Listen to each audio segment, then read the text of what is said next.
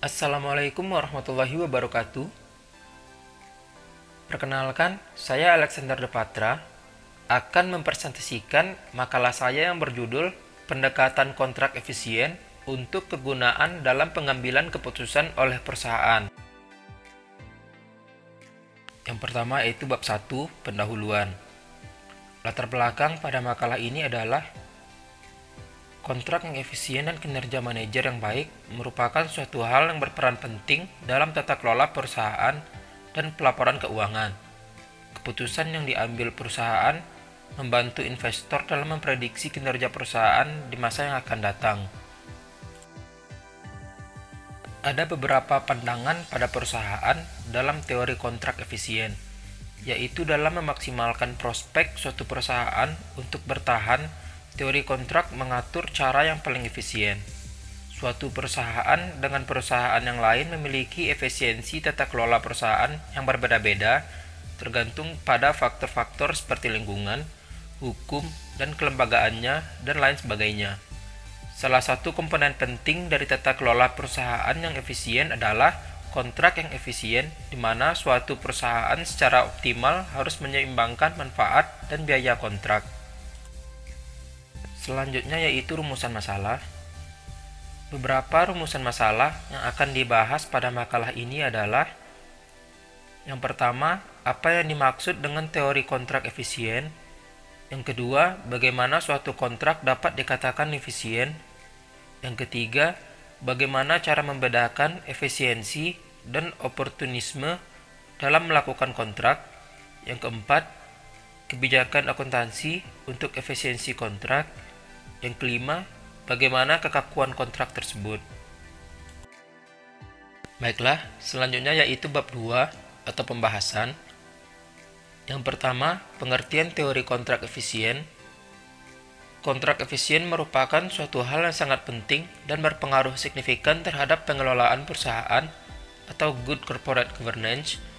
Kontrak-kontrak tersebut harus dibuat seefisien mungkin untuk memperkuat tata kelola perusahaan. Haruslah ada keseimbangan antara biaya dan manfaat. Teori efisiensi kontrak membantu akuntan untuk mengetahui pentingnya pelaporan kepada manajemen dan untuk mengapresiasi batasan perhatian legitimasi manajemen tentang pemilihan kebijakan akuntansi. Teori kontrak efisiensi mempelajari peran informasi akuntansi keuangan dalam memoderasi asimetri informasi antara pihak-pihak yang mengadakan dan melakukan perjanjian. Dengan demikian, memiliki kontribusi terhadap kontrak efisien dan penata layanan dan keefisienan tata kelola perusahaan. Selanjutnya, keefisienan suatu kontrak.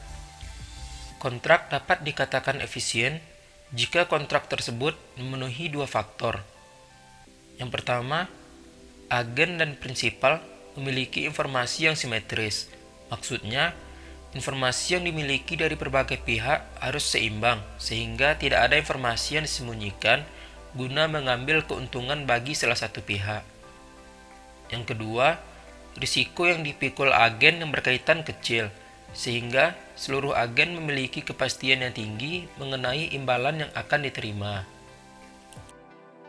Menurut teori keagenan, cara yang diharapkan dapat menyelaraskan tujuan antara prinsipal dan agen, yaitu melalui mekanisme pelaporan. Informasi merupakan cara untuk mengurangi ketidakpastian, sehingga memberi akuntan peran yang penting dalam membagi risiko antara manajer dan pemilik. Eisenhower pada tahun 1989 menyatakan bahwa teori keagenan menggunakan 3 asumsi sifat manusia, yaitu manusia pada umumnya mementingkan diri sendiri, manusia memiliki daya pikir terbatas mengenai persepsi masa datang, dan manusia selalu menghindari risiko. Pada kenyataannya, kontrak yang asimetris tidak pernah terjadi, sebab manajer berada di lingkungan perusahaan dan memiliki lebih banyak informasi mengenai perusahaan, sedangkan prinsipal bukan berasal dari lingkungan dalam perusahaan, sehingga informasi yang didapatkan lebih sedikit. Agen sebagai manajer di suatu perusahaan pasti memiliki informasi yang lebih baik dibanding dengan prinsipal.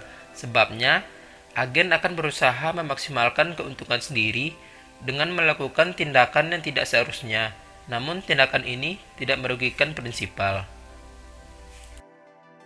Selanjutnya, oportunisme dan efisiensi kontrak. Hipotesis positif accounting teori menggunakan sudut pandang oportunistik. Pada pandangan ini diasumsikan bahwa manajer memilih suatu kebijakan akuntansi demi memaksimasi utilitas ekspektasian mereka relatif terhadap remunerasi yang mereka terima, kontrak hutang, dan kos politik. Hipotesis ini juga dapat dinyatakan dalam bentuk efisien. Pada sudut pandang ini, diasumsikan bahwa kontrak kompensasi dan sistem pengendalian internal, monitoring oleh Dewan Komisaris, membatasi opportunistic manager, dan memotivasi manajer untuk memilih kebijakan akuntansi yang meminimisasi kos modal perusahaan dan contracting cost. Selanjutnya, kebijakan akuntansi yang mengatur kontrak efisien. Terdapat dua kebijakan akuntansi mengenai kontrak efisien, yaitu yang pertama, reliability atau keandalan. Demi berjaga-jaga dari kebijakan manajer yang oportunis, pemberi pinjaman membutuhkan informasi yang reliable agar manajer tidak menyembunyikan kerugian dan mencatat unrealized gains. Agar tercapai keandalan, informasi akuntansi haruslah didasarkan oleh transaksi pasar yang direalisasikan atau transaksi yang benar-benar terjadi dan bisa dilakukan verifikasi oleh pihak ketiga. Yang kedua yaitu konservatisme. Informasi konservatif dibutuhkan oleh pemberi pinjaman untuk memprediksi financial distress. Informasi konservatif ini dibutuhkan untuk tujuan keagenan oleh pemegang saham. Selanjutnya, kekakuan kontrak. Berdasarkan sifatnya, kontrak sulit untuk dirubah atau dapat dikatakan kontrak itu kaku.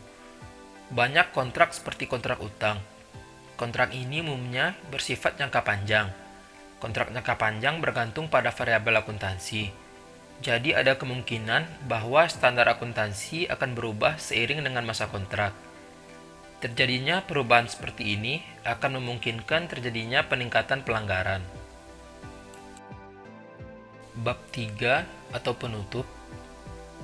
Kesimpulan yang dapat diambil dari makalah ini adalah kontrak yang efisien akan mengurangi rasa kekhawatiran investor terhadap oportunistik yang dilakukan oleh manajer dalam mengelola pendapatan demi menghindari terjadinya pelanggaran pada perjanjian dan untuk meningkatkan reputasi dan kompensasi masing-masing. Terdapat dua kebijakan akuntansi terkait kontrak yaitu reliability dan konservatisme yang pada dasarnya kedua kebijakan ini mengikat dan mempengaruhi akan keefisienan kontrak.